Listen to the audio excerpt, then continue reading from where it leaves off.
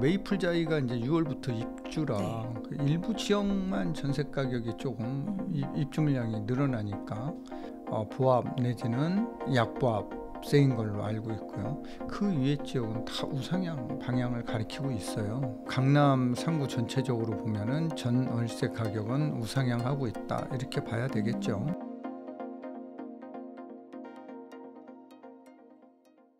최근에 본 뉴스 기사인데요.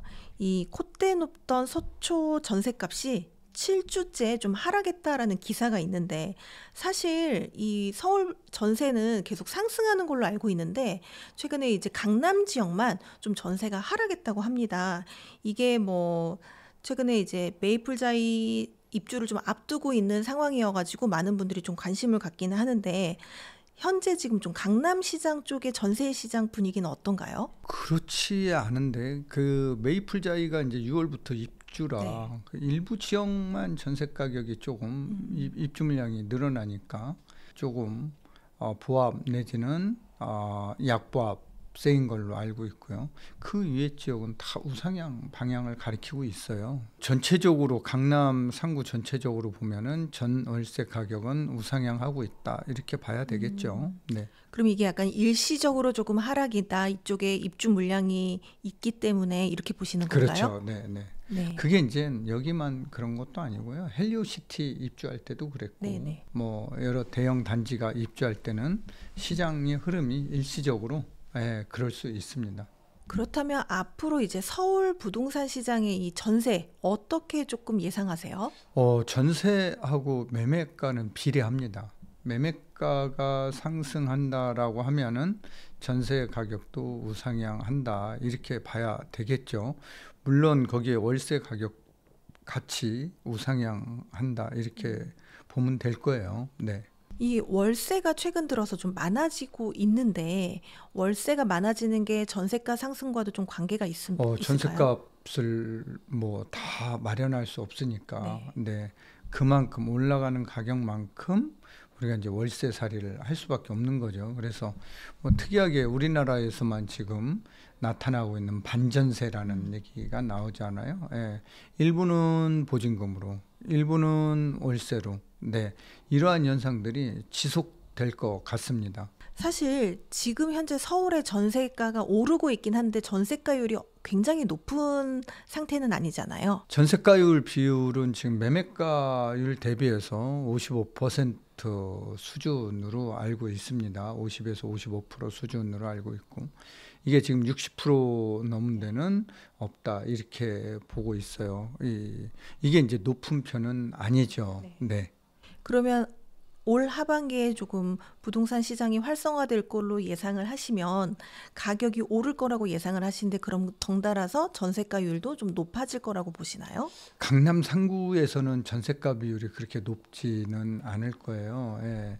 여기는 이제 살 때 전세 끼고 갭 투자는 원천적으로 지금 봉쇄돼 네. 있기 때문에 그런 현상은 나타나지 않을 건데, 기존에 살던 분들이 집주인들이 딴 데로 이주하면서 또 그럴 때는 이제 전세가를 이제 올릴 수는 있겠죠. 또 여기가 이제 강남이라는 데는 신축들이 지금 대거 많이 네. 들어와 있는 지역이고, 이 신축 아파트의 특징은 커뮤니티를 갖추고 있다. 이 커뮤니티에는 입주민들이 생활하기에 편리한 그런 편의시설들이 굉장히 많이 들어서 있잖아요. 뭐 수영장이라든가 사우나라든가 헬스, 뭐 키즈룸, 카페까지 뭐 여러 가지 편의시설들이 다 들어와 있기 때문에 이런 지역들의 선호 현상은 굉장히 많은 것 같아요. 그러다 보니까 뭐 매매가 안 되면 전세나 월세로라도 신축 아파트로 가자. 네. 네, 이런 2030 세대뿐만이 아니라 40, 50 세대에서도 이러한 현상들이 지속적으로 이어지고 있는 것 같습니다. 사실 앞서도 잠깐 이야기를 해주셨는데, 서울 지역 내에서도 굉장히 양극화가 심해지고 있다는 분석이 많이 있습니다. 이렇게 똘똘한 한 채를 선호하는 현상이 언제까지 조금 지속될 거라고 보세요? 지금 이제 주택에 대해서 이제 세금 규제가 심하잖아요. 예, 세금 규제 때문에 세금 규제가 완화되지 않는 한 똘똘한 한 채 현상은 될 것으로 보입니다. 두 채 가지고 있으면은 세금 부담에서 자유로울 수 없으니까. 네. 그래서 한 채로 그러면은 어디로 상급지로 이동하는 거죠. 그러다 보니까 그 종착역이 강남 상구다라는 거죠. 이 양극화가 심해지고 있다고 보니까 옛날에는 서울 집값이 상급지가 오르면 그 다음으로 이렇게 상승세가 퍼졌었는데 요즘은 그런 현상이 많이 없어졌잖아요. 이 좀 다른 지역까지 상승 흐름이 연결되는 거는 언제쯤 이루어질 거라고 보세요? 그게 이제 거래량이 조금 더 늘어나고 금리가 이제 주요 관건인데 금리가 2%대가 무너지면은 거래량은 많이 늘어날 수밖에 없고 토지뿐만 지정된 지역뿐만 아니라 그 위에 지구로도 실수요자들이 내 집 마련에 나설 것으로 보여요. 그러니까 이제 금리가 되게 이제 주요 변수인데 2014년부터 2022년까지 한국은행 기준금리가 2% 미만이었거든요. 네. 이때 부동산 서울 아파트 매매 지수 또 수도권 전국 매매 지수는 전부 다 우상향 방향을 가리키고 있다.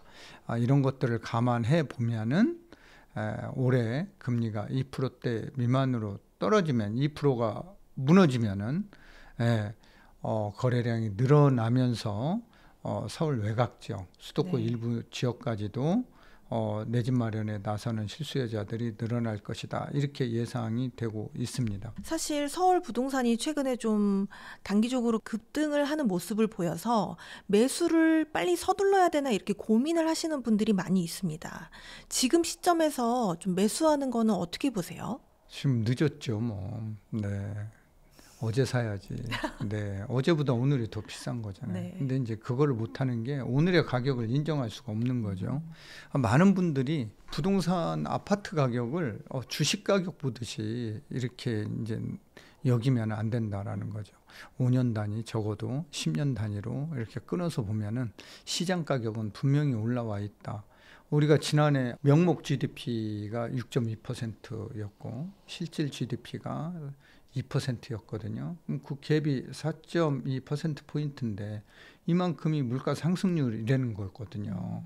그러면은 물가가 상승, 인플레이션만큼 화폐 가치는 떨어진다라는 거죠. 그래서 내가 자금 계획이 서 있는 실수요자라면은 가격이 떨어지는 시점을 기다리지 말라라는 거죠. 그런데 이분들은 가격이 떨어질 때는 더 떨어질 줄 알고 못 산다라는 거죠. 그냥 지금 현재 상태에서 언제 사느냐가 중요한 게 아니라 어떤 거를 사느냐가 더 중요한 그런 시점이다. 그래서 언제에 초점을 맞추지 말고 어떤 것에 초점을 맞춰서 내 집 마련하자라고 저는 말씀드리고 싶네요. 이 똘똘한 한 채의 이 현상 때문에 많은 분들이 더 좋은 지역을 매수해야 된다는 생각은 하지만 이 현실적으로 너무 올라버려가지고 또 쉽게 매수를 하지 못하는 게 현실이거든요. 지금 같은 시점에서 좀 눈여겨보면 좋을 지역이 있다면 어디라고 좀. 이제 금액대가 다 틀리죠. 네. 이제 금액대가 다 틀리기 때문에 본인이 서울 지역, 수도권 일부 지역은 다 좋습니다. 다 좋으니까 본인 작은 계획에 맞춰서 그 지역에서 상급지에 이제 내 집 마련하는 게 중요하겠죠. 예를 들어서 서울 지역 같은 경우는 향후 10년 안에 공공 인프라가 증가해서 집값이 가장 많이 오를 곳이 어디냐 이런 것을 한번 따져보자라는 거죠. 일자리가 왜 용인 동탄의 집값이 올라갈까요? 지금 용인 남사 이동읍에 반도체 클러스터가 들어서기 네. 때문에 그 주변 지역 집값이 올라가는 거잖아요. 마찬가지거든요. 서울에도 집값이 올라가려면 공공 인프라가 가장 많이 증가할 곳이 어디냐 따져보면은 노원구다라는 거죠. GTX-C가 이제 뭐 2030년 개통되고 동북선이 또 개통을 앞두고 있고 동부간선도로 개통을 앞두고 있고 또 바이오 클러스터가 또 들어설 예정이고 서울대 병원이 놓은 도봉 면허시험장 그 자리로 지금 뭐 놓은 서울대 병원으로 이전 신축을 또 할 예정인데 이거는 뭐 진행이 될지 안 될지는 모르겠어요. 네. 현재 MOU만 체결돼 있는 상태니까. 그러면은 노원 지역의 인프라가 확실하게 증가하잖아요. 그러면 이제 그 지역에 내 집 마련하는 것도 나쁘지 않다. 서울 25개 구 중에서 그만큼 공공 인프라가 증가하는 지역은 없다. 따지고 보면은 이렇게 이제 보는 거죠. 내 몸에 맞는 작은 계획을 가지고서 해당 지역을 찾아서 그 지역에서 상급지를 사자.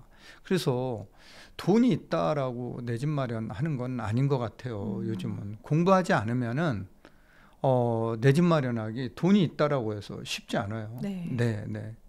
그러니까 내가 살 때가 제일 비싸다라고 생각을 합니다. 예, 내가 살려고 할 때가 가장 비싸다. 그런데 그렇게 생각하는 분들은 내 집 마련을 못 하는 것이고 내가 살려고 할 때가 가장 싸다라고 생각했던 분들만 내 집 마련에 성공한다. 네는 사실 말씀드려야 될 것 같네요. 네, 알겠습니다. 지금 꼭 매수를 해야 되는 이런 신혼부부나 또 무주택자분들 또 혹은 갈아타기를 염두에 둔 분들은 지금 가격이 좀 비싸도 좀 무리를 해서라도 최상급지로 갖는 게 맞을까요? 상급지 가격이 오를 땐 더 올라가고 떨어질 땐 덜 떨어지잖아요. 네. 그러니까 갈아타야 되겠죠. 좀 무리를 또 해서라도요. 그럼 그러니까 무리라고 생각하면은 진짜 무리라고 생각하면은 갈아타기에 성공하지 못하고 할 수 있어라고 하는 분들은 갈아타기에 성공합니다. 네. 그래서 저는 지금이라도 상급지로 갈아타는 게 맞다 이렇게 봅니다. 많은 분들이 내가 무리를 해서라도 좀 상급지로 가야 되느냐 아니면 그냥 오히려 외곽에 좀 아직 상승 흐름 못 받은 그런 지역으로 가서 좀 메우는 걸 기다려야 되나 이런 걸 많이 고민하시는 것 같더라고요. 그 시점을 이제 놓치는 거죠. 자산관리 실패 이렇게 보는 거죠. 그렇게 생각하시면은 제가 예전에 3프로 TV 여기 방송에서 얘기해도 3프로 TV 나가서 2022년 11월에 네. 둔천 주공 분양받으라고 했다가 욕만 댓글만 8,000개 먹었어요. 근데 그거 지금 분양받았으면 2번 출연했거든요. 네. 11월, 12월에 나가서.